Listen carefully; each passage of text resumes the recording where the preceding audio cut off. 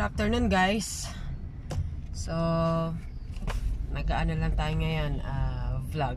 Quick vlog, quick update sa Frisky Portraits. So today we're out doing a special delivery para sa ating client. Okay, so ito nagpa-print siya ng mga A5 size na na mga photos kasi sasali siya sa contest.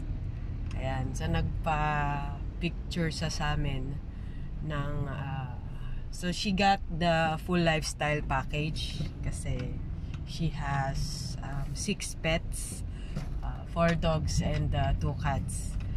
Ayan, so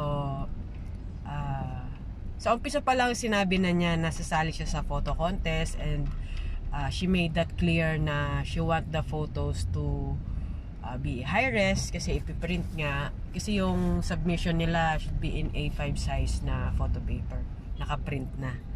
Ayan, tapos ayan, nilagay ko. Siyempre hindi ko sa inyo papakita kasi surprise nga eh, sasali siya sa contest. So di-deliver natin ngayon. Medyo tight na nga yung deadline eh, kasi mamaya na yung deadline. Last minute we were still doing yung mga money shot na tinatawag namin kasi medyo challenging yung shoot. I'm telling you guys, kasi yung pets niya, yung dogs niya, mga big dogs, and then syempre yung madaling mapagod, diba? Tapos yung may isa doon na makulit, tapos magkakaibang breed sila, so alam mo yun, magkakaiba ng temperament. But I think we got the shot. Sana manalo siya dun sa photo contest na sasalihan niya. And I'm so excited to learn the news about the results of the photo contest. So, yun lang guys. Yung mga upcoming events tayo guys sa Frisky Portraits, abangan nyo kami. We'll have another partnership with AKF, with POS.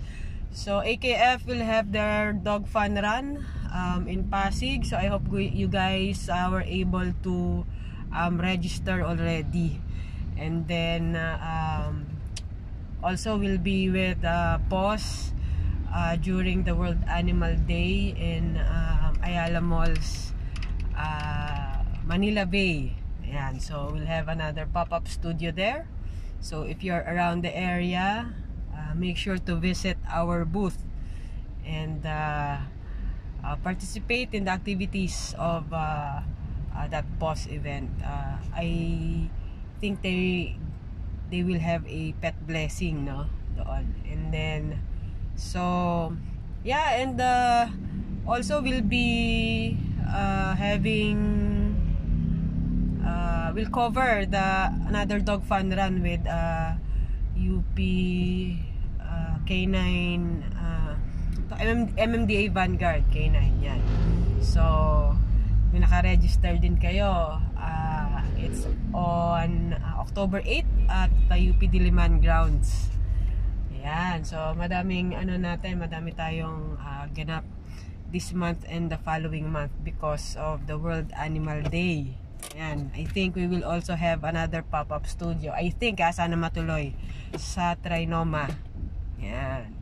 So again, so that's it guys.